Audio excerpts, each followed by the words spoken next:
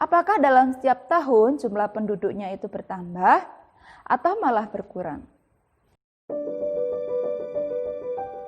Assalamualaikum warahmatullahi wabarakatuh. Musade berkarakter berbudaya. Apa kabar anak-anakku semuanya? Semoga anak-anakku semuanya dalam keadaan sehat walafiat dan tetap semangat dalam mengikuti pembelajaran secara daring. Anak-anakku semuanya, sebelum memulai pembelajaran, marilah kita berdoa dengan mengucapkan basmalah terlebih dahulu. Bismillahirrahmanirrahim. Anak-anakku semuanya, pada pembelajaran sebelumnya kita sudah mempelajari materi tentang letak dan luas wilayah benua Asia dan benua lainnya. Kita juga sudah membahas tentang kondisi alam negara-negara di dunia. Pada pembelajaran kali ini yang akan kita bahas yaitu tentang dinamika penduduk di benua Asia. Tujuannya diharapkan anak-anakku semuanya dapat menjelaskan dinamika penduduk di benua Asia. Ada dua aspek penilaian yang akan Bu Fika nilai dalam pembelajaran kali ini. Yang pertama yaitu penilaian sikap. Bu Fika akan menilai kedisiplinan kalian dalam mengerjakan tugas, apakah tepat waktu atau tidak. Yang kedua yaitu penilaian pengetahuan. Silahkan nanti anak-anakku semuanya mengerjakan tugas yang Bu Fika berikan. Daftar hadir, silahkan anak-anakku semuanya menulis nama dan kelas kalian di kolom komentar. Nah, pada pembelajaran kali ini akan kita bahas tentang dinamika penduduk di benua Asia. Di sini sudah Bu Fika siapkan materi apa saja yang akan kita bahas pada pembelajaran kali ini. Pertama, kita akan bahas tentang pengertian dinamika penduduk. Yang kedua, jumlah penduduk di benua Asia. Yang ketiga, kualitas penduduk di benua Asia. Yang keempat, komposisi penduduk berdasarkan usia, ras, agama, bahasa, dan budaya. Yang pertama, kita akan bahas tentang pengertian dinamika penduduk. Sebelum membahas tentang pengertian dinamika penduduk, coba anak-anakku semuanya perhatikan dan amati penduduk di daerah kalian masing-masing. Apakah dalam setiap tahun jumlah penduduknya itu bertambah atau malah berkurang? Penduduk senantiasa berubah, baik dari sisi jumlahnya, distribusinya, ataupun komposisinya. Perubahan penduduk bisa terjadi karena faktor kelahiran, kematian, dan perpindahan penduduk atau migrasi. Karena itulah penduduk mengalami dinamika atau yang disebut dengan dinamika penduduk. Apa itu dinamika penduduk? Dinamika penduduk adalah perubahan keadaan penduduk yang disebabkan oleh faktor kelahiran, faktor kematian, dan perpindahan penduduk.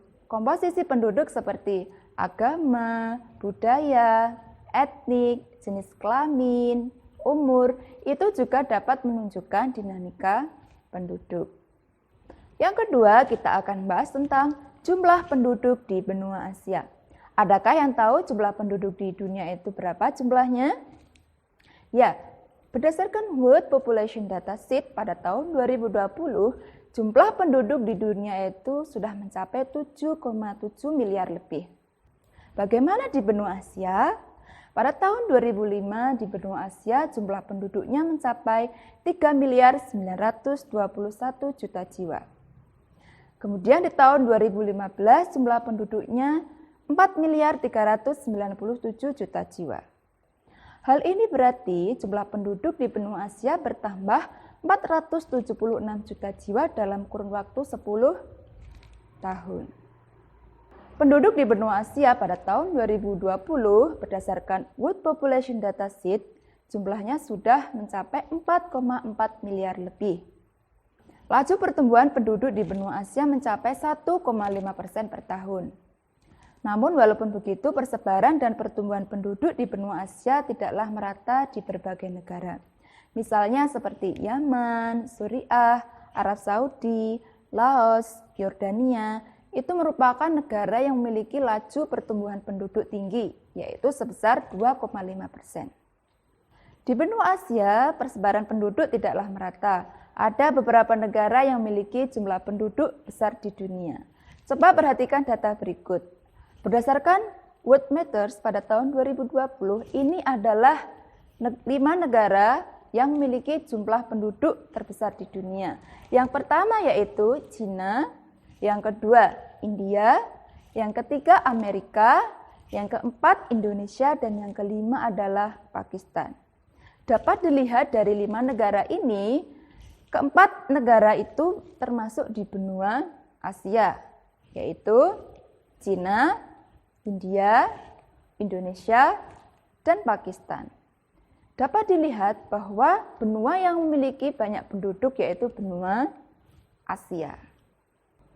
Oke, selanjutnya yaitu nomor 3, kualitas penduduk di benua Asia. Benua Asia dapat dilihat dari kualitas penduduknya, yaitu melalui HDI, Human Development Index atau Indeks Pembangunan Manusia. HDI ini merupakan gabungan antara angka harapan hidup sejak lahir, pendidikan, dan pendapatan per kapita. Jika suatu negara memiliki skor HDI tinggi, maka negara tersebut pendidikannya tinggi, jumlah pendapatan per kapitanya tinggi, dan angka harapan hidupnya juga tinggi. Bagaimana di benua Asia? Di benua Asia itu HDI-nya bervariasi. Ada beberapa negara yang memiliki skor HDI tinggi, misalnya Jepang, Korea Selatan, Cina, Arab Saudi, Singapura, dan Brunei Darussalam.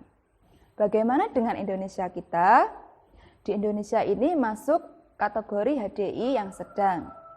Nah, untuk kategori HDI yang rendah itu misalnya di negara Nepal.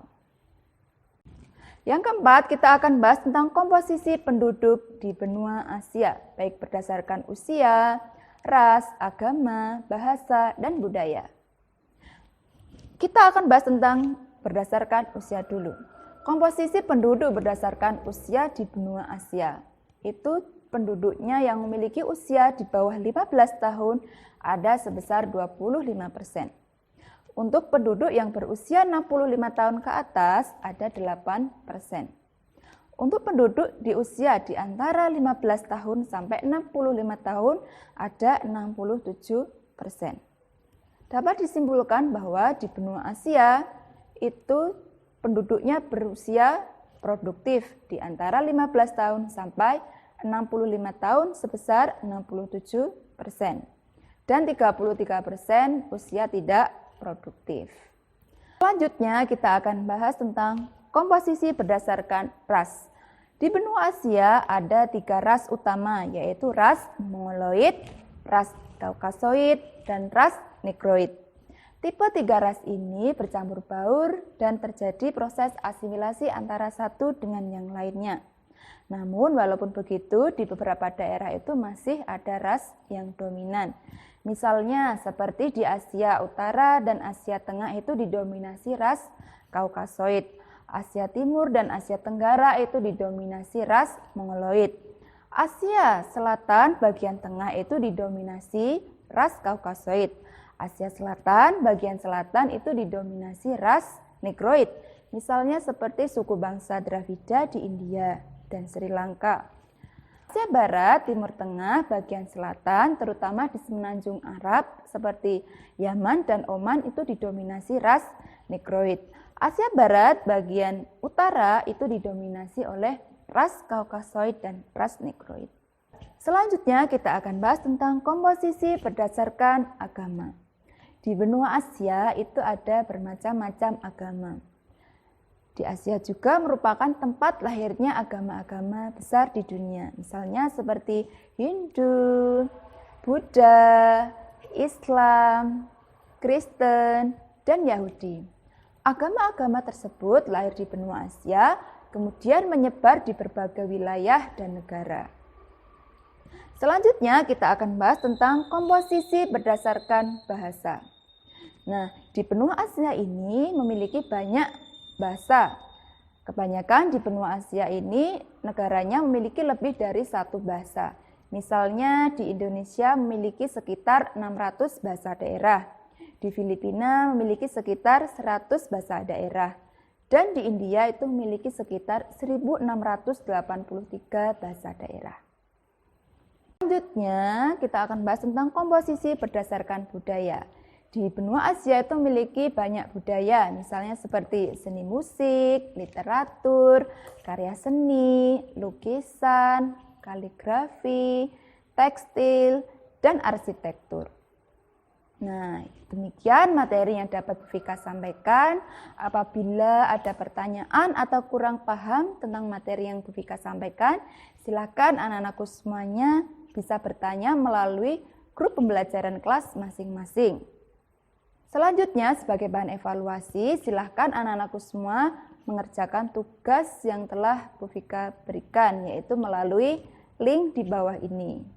Dapat disimpulkan pada pembelajaran kali ini kita sudah belajar tentang dinamika penduduk, yaitu perubahan keadaan penduduk yang disebabkan oleh faktor kelahiran, kematian, dan perpindahan penduduk atau migrasi. Kita juga sudah belajar tentang jumlah penduduk di benua Asia yang mencapai 4,4 miliar lebih di tahun 2020. Kita juga sudah membahas tentang kualitas penduduk di benua Asia yang bervariasi ya, ada yang HDI tinggi, ada yang HDI sedang, dan ada yang HDI rendah.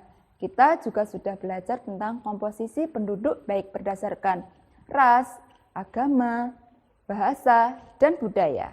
Untuk materi selanjutnya, silakan anak-anakku semuanya pelajari materi tentang pengaruh perubahan ruang dan interaksi antar ruang benua Asia dan benua lainnya. Kalian bisa mempelajari melalui buku paket yang ini ataupun yang ini. Nah, kalau misalkan kalian mau mencari literasi di internet juga diperbolehkan. Untuk mengakhiri pembelajaran pada kali ini, kita tutup dengan mengucapkan hamdalah secara bersama-sama. Alhamdulillahirabbil alamin. Cukup sekian dari Bu Vika. Semoga ilmunya bermanfaat. Wassalamualaikum warahmatullahi wabarakatuh.